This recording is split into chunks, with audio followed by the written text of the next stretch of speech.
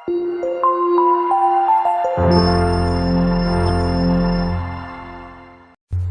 वालेकुम, welcome back. Last lecture में हमने होम टैब डिस्कस किया था। होम टैब हमारा फिनिश हो गया था। आज हमने इंसर्ट टैब शुरू करना है। तो इंसर्ट में सबसे पहले देखें पिक्चर है। तो पिक्चर, अगर आप कोई भी पिक्चर इंपोर्ट करना चाहते हैं एक्सेल फाइल में अपने यूजर के हिसाब से, तो आप पिक्चर पे क्लिक करेंगे जब, तो आपके पास दो ऑप्शन आ गए, दिस डिवाइस या ऑनलाइन पिक्चर। अगर आपके पास इंटरनेट अवेलेबल है या इंटरनेट से कोई इमेज इंपोर्ट करना चाहते हैं तो आप ऑनलाइन पिक्चर पे क्लिक करेंगे, तो आप ऑनलाइन पिक्चर इंपोर्ट कर सकते हैं। मेरे पास इंटरनेट दिस टाइम अवेलेबल नहीं है, तो मैं दिस डिवाइस पे क्लिक करूँगा, यानी कि मेरे पास जो डिवाइस में पड़ी हुई है उन इमेजेस को यूज़ कर सकता हूँ। तो मैंने ये इमेज सेलेक्ट कर ली और इंसर्ट पे क्लिक करें। तो अब क्या है, आपने जो इमेज सेलेक्ट की होगी वो इंसर्ट हो जाएगी, तो उसको अपनी मर्ज़ी के मुताबिक आप यूज़ कर सकते हैं। तो देखिए, जैसा ही इमेज इंपोर्ट हो गई तो एक फॉर्मेट का टैब ओपन हो गया। तो उसमें आप अपनी मर्ज़ी के हिसाब से एडिट थोड़ा बहुत कर सकते हैं जितना कि अवेलेबल है इसमें, क्योंकि एक्सेल बेसिकली एडिटिंग का सॉफ्टवेयर तो नहीं है, तो इसलिए थोड़ी बहुत लेकिन उसमें एडजस्टमेंट वगैरह हो जाती है। जिस तरह ये डिफरेंट फ्रेम्स हैं इसके अवेलेबल हैं, ठीक है। आप इसको क्रॉप कर सकते हैं, इसकी हाइट कम या ज़्यादा यहाँ से कर सकते हैं, और इसको रोटेट वगैरह कर सकते हैं। ये वही चीज़ें हैं जो आपको सारी पहले ही डिटेल में वर्ड के लेक्चर्स में समझा दी थी। तो दोबारा इंसर्ट पे जब मैं क्लिक करूँगा तो उसके बाद इसको मैं पिक्चर को डिलीट कर देता हूँ, तो शेप का ऑप्शन आ जाता है। तो शेप पे क्लिक करेंगे तो आप कोई भी शेप इनमें से ले सकते हैं। ये एरोज वगैरह ले सकते हैं। अगर आप कोई भी चीज़ बनाते हैं तो एरो इशारा करने के लिए जो है ना, आप एरो बना सकते हैं। जिस तरह सेम देखें, अब मैंने शेप ली है तो शेप के साथ भी एक फॉर्मेट का, उसकी फॉर्मेटिंग के हिसाब से जो है ना एक फॉर्मेट का टैब ओपन हो गया। तो आप इसको भी अपनी मर्ज़ी से फॉर्मेटिंग कर सकते हैं जिस तरह आप मर्ज़ी चाहें। तो शेप आउटलाइन वगैरह कोई भी शेप आउटलाइन दे सकते हैं, उसका साइज़ जो है ना बढ़ा सकते हैं, कम या ज़्यादा कर सकते हैं। तो आप कोई भी शेप अपने डिफरेंट यूज़ के हिसाब से आप उसको इस्तेमाल कर सकते हैं। तो दोबारा मैंने इंसर्ट पे क्लिक किया। उसके बाद क्या है, स्मार्ट आर्ट। तो स्मार्ट आर्ट पे जब आप क्लिक करेंगे तो आपके पास जो है ना ये डिफरेंट एंसेस्टर्स वगैरह की डिटेल रखने के लिए ये साइकिल्स पड़े हुए हैं, प्रोसेस हैं। अगर देखें, मैं कोई भी एक प्रोसेस ले लेता हूँ, आप कोई भी वर्क कर रहे हैं तो उसमें आप लिख सकते हैं कि NaCl क्या टूट के बनता है। तो उसको इसमें आप अपनी यूज़र के हिसाब से स्मार्ट आर्ट को भी यूज़ कर सकते हैं। इसमें डिफरेंट जो है ना कैटेगरीज अवेलेबल हैं। जिस तरह एंसेस्टर्स की डिटेल अगर आपने लिखनी हो तो वो भी लिख सकते हैं, जिस तरह मैंने आपको वर्ड के लेक्चर्स में बताया था। तो ये स्क्रीनशॉट है। अगर आप इसके जो बैकग्राउंड पे जो चल रही है, आप उसका स्क्रीनशॉट लेना चाहते हैं, देखें स्क्रीनशॉट पे क्लिक किया है तो पीछे वाला मुझे टैब दिखा रहा है कि पीछे आपके टैब पे ये नज़र आ रहा है कि आप इसका स्क्रीनशॉट लेना चाहते हैं। तो अगर आप स्क्रीन क्लिपिंग पे क्लिक कर देंगे तो अब जब धुंधली स्क्रीन हो जाएगी तो इस तरह जितना हिस्सा आप स्क्रीनशॉट लेना चाहते हैं उसको पकड़ के सिलेक्ट करेंगे और स्क्रीनशॉट ले सकेंगे। तो मैंने इतना हिस्सा सिलेक्ट किया और उसने उतने हिस्से का स्क्रीनशॉट लेकर मुझे जो है ना एक्सेल फाइल में दे दिया। तो मैं इसको डिलीट कर देता हूँ। दोबारा इंसर्ट पे क्लिक करें। उसके बाद है चार्ट है आपके पास। तो चार्ट, अगर आपके पास कोई भी डाटा है, आप उसका चार्ट के ज़रिए शो करवाना चाहते हैं तो करवा सकते हैं। मैं एक छोटा सा इधर बनाता हूँ पहले टेबल, फिर उसके मुताबिक हम जो है ना चार्ट बनाएंगे। चार्ट खुद ब खुद बन जाता है, बनाने की ज़रूरत ही नहीं पड़ती है। तो देखिएगा,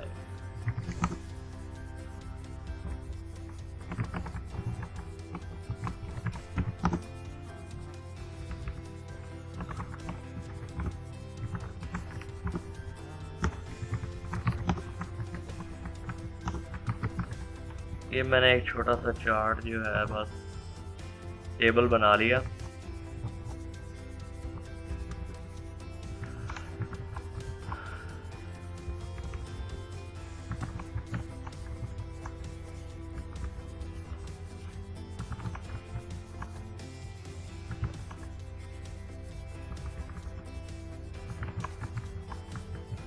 ये मैंने एक छोटा सा टेबल बना लिया है। अब आप चाहते हैं कि इसी टेबल को जो है ना एक ग्राफ की शक्ल में लिखना है, तो मैंने ये सिलेक्ट किया और ये डिफरेंट टाइप्स ऑफ ग्राफ पड़े हुए हैं। आप कोई भी इनमें टाइप यूज़ कर सकते हैं। ये पाई वाला है, 2D में भी अवेलेबल है, 3D में भी अवेलेबल है। आपको जिस तरह चाहिए आप उस पर क्लिक करेंगे तो आपको ग्राफ की शक्ल में शो कर देगा। तो मैंने ये लाइन वाला ले लिया, इस पर क्लिक किया तो देखें उसने नीचे नेम शो कर दिए। ठीक है, अब ये पॉइंट्स शो करता है कि उसका जो है ना सब्जेक्ट कौन सा, 3 सब्जेक्ट यूज़ हुए हैं, साइंस, मैथ और उर्दू। उसने उनको डिफरेंट कलर्स से बताया कि जो है ना ब्लू वाला साइंस है, उसके बाद ये ऑरेंज सा जो कलर है वो आपका मैथ का है और ग्रे कलर जो है आपका उर्दू का है। तो आप ये कलर्स वगैरह चेंज भी कर सकते हैं। इधर फॉर्मेटिंग पे आके इसकी फॉर्मेटिंग आप कर सकते हैं अपनी मर्ज़ी से। आपको जो कलर्स वगैरह सेलेक्ट करने हैं तो आप कर सकते हैं। इधर से कोई भी कलर ले लें इनमें से जो आपको सही लग रहा है। ठीक है, अपने टेस्ट के मुताबिक। तो इस तरह आप ग्राफ के ज़रिए भी अपनी कोई भी चीज़ प्रेजेंट कर सकते हैं। तो मैं इसको डिलीट कर देता हूँ। उसके बाद इंसर्ट पे क्लिक करें। ठीक है, उसके बाद ये आपके पास है लिंक का ऑप्शन। तो आप कोई भी फाइल अपनी जो है ना लिंक कर सकते हैं। मैं इधर कोई भी एक नेम लिख देता हूँ, अहमद लिख दिया मैंने। ठीक है, आपने एक सेल में अहमद लिख दिया। आप चाहते हैं कि जब मैं इस सेल पे क्लिक करूँ तो ये जो मैंने टेबल बनाया है इसका रेफरेंस यहाँ पे ऐड कर सकूँ अपनी असिस्टेंस के लिए, या वैसे आप कोई भी जो है ना ऐड कर सकते हैं। तो मैंने ये इस पर क्लिक किया लिंक पे, तो देखिए ऐड अ हाइपर लिंक। तो लिंक पे क्लिक किया और आपने जो फाइल लिंक करनी है इसके साथ वो आप सेलेक्ट कर लेके आपकी पड़ी कहाँ पे हुई है। तो लुक इन पे क्लिक करें। मेरी फाइल पड़ी है डेस्कटॉप पे, तो मैंने डेस्कटॉप यहाँ से सिलेक्ट किया और उसके बाद ये अली1 के नाम से है तो ओके कर दें। अब आपकी ये देखिए जो आपको ब्लैक कलर था वो ब्लू में चेंज हो गया, यानी कि आपकी फाइल लिंक हो गई है। अब जब आप इस अहमद नेम पे क्लिक करेंगे, ठीक है, तो आपके पास ये एक बॉक्स खुल के आ गया यस या नो, यानी कि आपने फाइल अगर ओपन करनी है या नहीं। तो मैंने कहा यस कर दें ओपन फाइल। तो जब आप क्लिक करेंगे आपने जो फाइल अटैच की है आप इस तरह उसको ओपन कर सकते हैं। तो मैं इसको क्लोज कर देता हूँ और इसको जो है ना डिलीट कर देता हूँ। ठीक है, उसके बाद हमारे पास क्या है, टेक्स्ट बॉक्स है। तो इससे पे क्लिक करने से हमें एक जो है ना देखिए ये एरो का निशान बन के आ गया कि आप टेक्स्ट बॉक्स को कहाँ पे लैंडिंग करवाना चाहते हैं, कहाँ पे रखना चाहते हैं। मैंने कहा यहाँ पे। ठीक है, तो इसको सेलेक्ट करके यहाँ से बड़ा कर लें। तो आप टेक्स्ट बॉक्स में कुछ भी जो है ना लिख सकते हैं। साइड पे इसको जहाँ से मर्जी उठा के रख सकते हैं, इधर रख दें। तो आप इसका कहीं पे भी इस्तेमाल कर सकते हैं। जहाँ पे स्पेस वगैरह ना बचती हो अक्सर आप इसको उठा के यहाँ पे भी रख सकते हैं। जहाँ पे आपका दिल करे आप इसको उठा के फिर रख सकते हैं। तो मैं इसको अभी फ़िलहाल के लिए डिलीट कर देता हूँ। इंसर्ट पे क्लिक किया, उसके बाद है हेडर एंड फूटर। आप देखते हैं कि जो बुक्स वगैरह लिखी होती हैं उनके हर पेजेस पे पेज नंबर वगैरह दिए होते हैं। तो वो क्या होता है, कुछ बुक्स के टॉप पे नंबर 1 नंबर 2 दिया होता है, कुछ के बॉटम में फूटर में दिया होता है। तो आप हेडर एंड फूटर दोनों पे लगा सकते हैं, या अगर आप सिर्फ हेडर पे लगाना चाहते हैं तो हेडर पे ही सिर्फ लगा सकते हैं। तो मैं हेडर एंड फूटर पे क्लिक करता हूँ और देखिए उसने हमें एक जो है ना हेडर शो करवा रहा है कि सेंटर में एक पोर्शन ये है, एक इसका ये लेफ्ट साइड पे है और एक इसका ये राइट साइड पे है। तो सेंटर में क्या है, मैं पेज नंबर लिखना चाहता हूँ तो हेडर पे क्लिक करें और पेज 1। तो मैंने इसको पेज 1 दे लिया। अब जितने भी आगे पेजेस होंगे ना ये उनको नंबरिंग खुद ही देता जाएगा। आपको हर बार नहीं लिखना पड़ेगा कि ये पेज 1 है, ये पेज 2 है, ये पेज 3 है। इधर अगर आप लिखना चाहते हैं कि रिटन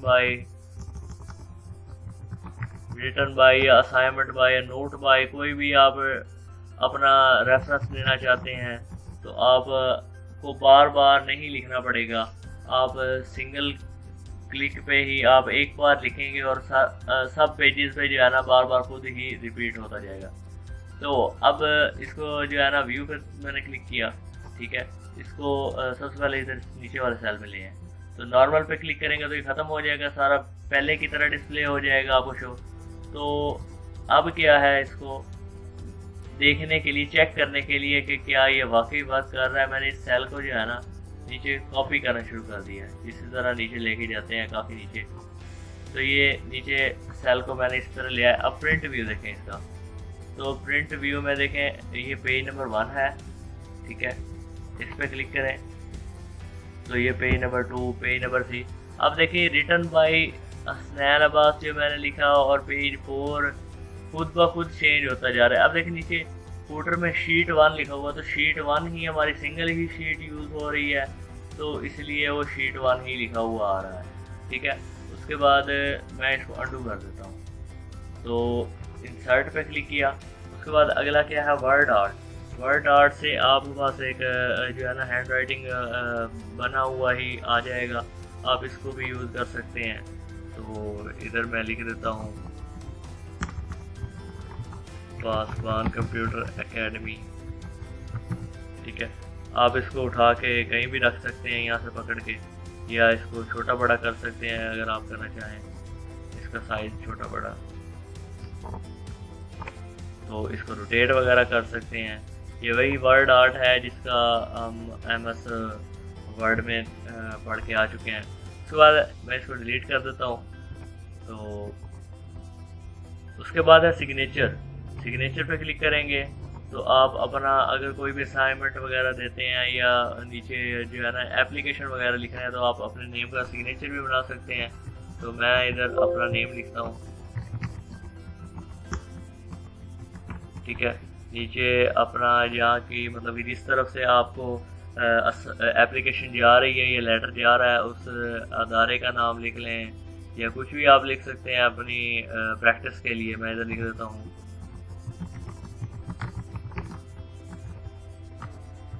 ठीक है, और ओके कर दें। तो आपके पास ये एक सिग्नेचर आ गया है। आप इसको उठा के नीचे रख लें और इसके ऊपर बस साइन करने वाला जब प्रिंट वगैरह निकलेगा तो आप इसको साइन करके आप दे सकते हैं। उसके बाद है हमारे पास ऑब्जेक्ट। आप ऑब्जेक्ट पे क्लिक करेंगे और ये बिट मैप इमेज पे क्लिक करेंगे। अब ऑब्जेक्ट क्या है, आप किसी भी प्रोग्राम का वर्क एक्सेल फाइल में ला सकते हैं। किस तरह ला सकते हैं, ये आपके पास डिफरेंट प्रोग्राम अवेलेबल हैं जिनका वर्क आप इसमें ला सकते हैं। तो इसमें एक लिखा हुआ bit map image. Bit map के इमेज क्या होता है, एक सिंपल जो पेंट फाइल होती है उसको बिट मैप इमेज कहते हैं। तो मैंने बिट मैप इमेज पे क्लिक किया और ओके कर दिया, तो आपके पास एक पेंट ओपन हो जाएगा। तो इसको मैं कहता हूँ इतना बड़ा हो जाए, ठीक है। आप इसको फिल कर दें इस कलर से, तो जो कलर वगैरह करेंगे देखिए एक्सेल फाइल में भी वही जाना शुरू हो गया। अब मैं एक रेजर लेके छोटी सी जो है ना इसको मिटाने शुरू कर देता बीच में से, ठीक है। तो जब आप इस फाइल को क्लोज करोगे तो जो आपने वर्क यहाँ पे किया है वो as a image Excel file में आपकी चल जाएगा, ठीक है। तो अब मैं इसको यहाँ से डिलीट कर देता हूँ।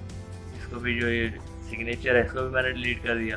उसके बाद इक्वेशंस में क्या है, आप अगर कोई मैथ की इक्वेशन इंपोर्ट करना चाहते हैं तो आप वो भी कर सकते हैं। उसके बाद सैम्बल्स का काफ़ी यूज़ हो जाता है। अब अगर कोई आपको कह दे कि 50 डिवाइडेड बाय अब कीबोर्ड पे तो कहीं भी जो डिवाइड का सैम्बल है वो नहीं है, तो आप क्या करेंगे, सैम्बल पे क्लिक करेंगे, ठीक है। तो देखिए ये मेरी रिसेंटली यूज्ड में जो है ना ये तकसीम का सैम्बल पड़ा है, तो मैं इस पर क्लिक करूँगा इंसर्ट। तो क्या है उसने तकसीम का जो सैम्बल है डिवीजन का डिवाइड का वो दे दिया। अब आप जो मर्जी लिख ले, 5 लिख ले। इसी तरह आपके कीबोर्ड पे कहीं भी ज़रब का नहीं है या कोई और डिफरेंट सैम्बल्स पड़े हैं, इनमें से आपका जो आपके कीबोर्ड में अवेलेबल नहीं है वो आप यहाँ से लेके यूज़ कर सकते हैं। तो हमारा इंसर्ट भी फिनिश हो गया है। इंशाल्लाह नेक्स्ट हम पेज लेआउट डिस्कस करेंगे।